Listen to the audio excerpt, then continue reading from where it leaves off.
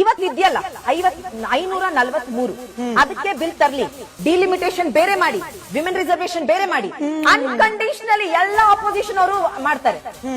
ಹೌದಾ, ವೋಟ್ ಹಾಕ್ತಾರೆ, ಪರ ಪಾಸ್ ಆಗ್ಬಿಡುತ್ತೆ. ಹೆಣ್ಮಕ್ಳು ಬಗ್ಗೆ ನಿಮಗೆ ನಿಜವಾಗ್ಲೂ ಕಾಳಜಿ ಇದ್ರೆ ಇದನ್ ಮಾಡ್ತೀರಾ, ಡಿಲಿಮಿಟೇಷನ್ ಡಿಸ್ಕಸ್ ಮಾಡಿ.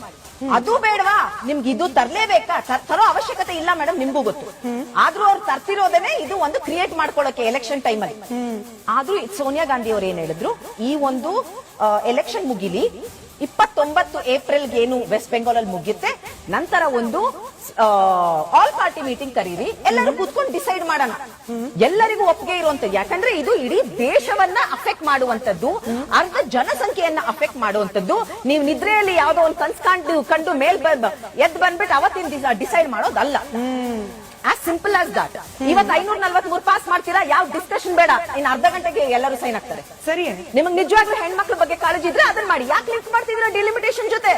ಅದು ಬೇರೆ ಡಿಸ್ಕಷನ್ ನಡೀಲಿ, ಅದು ವರ್ಷಗಟ್ಟಲೆ ನಡ್ಕೊಳ್ಳಿ. ಹೆಣ್ಮಕ್ಳು ಯಾಕೆ ಕಾಯ್ಬೇಕು ಅದಕ್ಕೆ? ಅವರು 2024ಕ್ಕೆ ಇಂಪ್ಲಿಮೆಂಟ್ ಮಾಡಬಹುದು.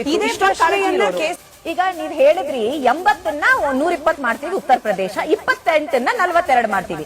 ಈ 80, 28 ಯಾವ ಬೇಸಿಸ್ ಮೇಲೆ ಆಗಿರೋದು? ಜನಸಂಖ್ಯೆ ಅಲ್ವಾ?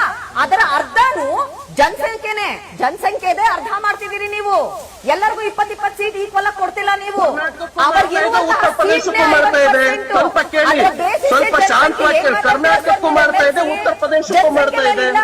ಹೆಂಗೆ ಮತ್ ಯಾಕೆ ಅವ್ರಿಗೆ 40 ಸಿಗುತ್ತೆ, ನಮ್ಗೆ ಯಾಕೆ 14 ಸಿಗುತ್ತೆ? ನಮಗೂ 40 ಇವಾಗ ಉತ್ತರ ಪ್ರದೇಶ ಯಾಕೆ 40 ಜಾಸ್ತಿ ಆಗುತ್ತೆ? ಇವಾಗ ಇರೋ 80 ತಾನೇ ಸೀಟು, ಆ 80 ಸೀಟ್ ಜನಸಂಖ್ಯೆ ಮೇಲೆ ತಾನೆ. ಏನ್ ಮಾತಾಡ್ತೀರಾ ನೀವು? 14 ಹೆಂಗ್ ಕಂಪೇರ್ ಮಾಡ್ತೀರಾ? ಈಕ್ವಲ್ ಅಂತ ಹೆಂಗ್ ಹೇಳ್ತಿದ್ದೀರಾ? ಎರಡು ಜನಸಂಖ್ಯೆ ಮೇಲೆ